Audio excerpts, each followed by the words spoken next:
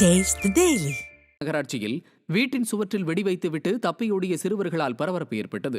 உடுமலை நகராட்சிக்கு உட்பட்ட பகுதியில் அன்னபூரணி நகரில் இருக்கும் வீட்டின் சுற்றுச்சுவரில் பயங்கர சத்தத்துடன் வெடி வெடித்த நிலையில் வீட்டின் உரிமையாளர் வெளியே வந்து பார்த்தபோது யாரும் இல்லாததால் கண்காணிப்பு கேமராவை ஆய்வு செய்தார். அதில் 3 சிறுவர்கள் வீட்டில் வெடி வைத்துவிட்டு தப்பியோடிய காட்சிகள் பதிவாகியிருந்தன.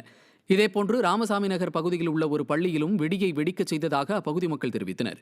இதுகுறித்து போலீசாரிடம் தகவல் தெரிவிக்கப்பட்ட நிலையில் சிசிடிவி காட்சிகளை வைத்து விசாரணை மேற்கொண்டு வருகின்றனர்.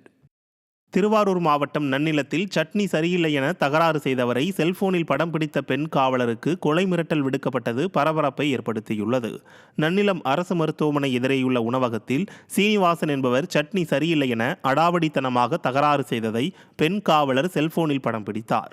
அப்போது சீனிவாசன் பெண் காவலரிடம் தகராறு செய்து தாக்க முயற்சித்து கொலை மிரட்டலும் விடுத்தார். திருவாரூர் மாவட்ட ஒன்றிய திமுக பொறுப்பாளர்கள் ஆதரவு உள்ளதால் இதுபோன்ற அடாவடியில் சீனிவாசன் தொடர்ந்து ஈடுபடுவதாக பலரும் குற்றம் சாட்டுகின்றனர். வேலூர் மாவட்டம் காட்பாடியில் அமலாக்கத்துறை சோதனை நடத்திய கல்லூரி முன்பு ஆட்டோ ஓட்டுநர் போதையில் வந்தது பரபரப்பை ஏற்படுத்தியது. கிறிஸ்டியான்பேட்டை பொறியியல் கல்லூரி முன்பு நிற்காமல் சென்ற ஆட்டோவை போலீசார் துரத்தி பிடித்தனர்.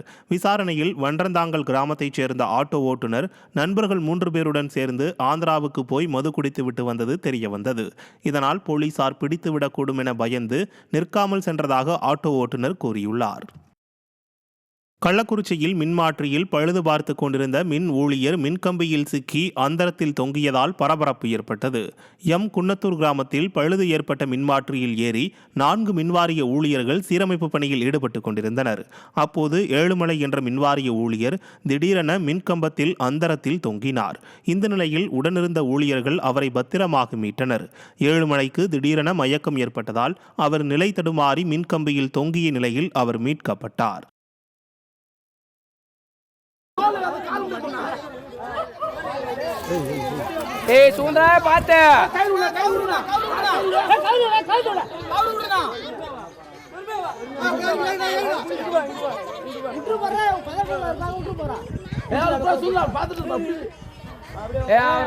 சேலம் மாவட்டம் கடத்தூர் ஊராட்சி அலுவலகத்தை திறக்க விடாமல் திமுகவினர் தடுப்பதாக அதிமுக எம்எல்ஏ ராஜமுத்து குற்றம் சாட்டினார். கடத்தூர் ஊராட்சியில் 30 லட்சம் ரூபாய் மதிப்பீட்டில் புதிதாக கிராம ஊராட்சி அலுவலகம் கட்டப்பட்டுள்ளது.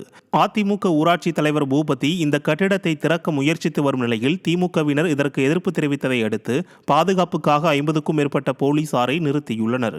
இதனை நேரில் பார்வையிட்டு ஆய்வு செய்த வீரபாண்டி அதிமுக எம்எல்ஏ ராஜமுத்து அரசியல் காழ்ப்புணர்ச்சி காரணமாக வேண்டுமென்றே கட்டிட பணிகள் முடியாதது போல் காட்டுவதாக குற்றம் சாட்டினார். ஊராட்சி மன்ற தலைவர் அதிமுக சேர்ந்தவர், அவருக்கு 5ஆம் தேதி வரைக்கும் பீரியட் இருக்கு. அதுக்குள்ள திறந்து அதிமுக தலைவர் உட்கார்ந்துருவாருங்கிற ஒரே ஒரு காழ்ப்புணர்ச்சி காரணமாக தான் இந்த திமுக திறக்கூடாது பண்றாங்க. ஆனா கட்டட பணியெல்லாம் முழுசுமே நிறைவேறிச்சு.